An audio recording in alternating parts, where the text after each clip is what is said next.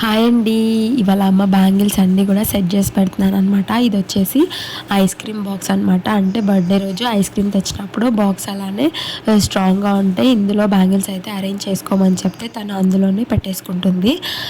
ఇంకా అవైతే నీట్గా పెడుతున్నాను అనమాట.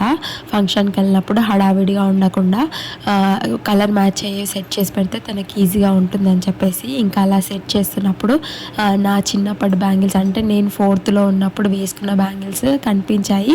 అమ్మ అంత జాగ్రత్తగా మావన్నీ కూడా దాచిపెట్టింది అనమాట. లైక్ మా పిల్లలకు చూపించడానికి. సో ఇంకా 2 years అవుతే ఆ బ్యాంగిల్స్ మా పాపకు పడతాయేమో.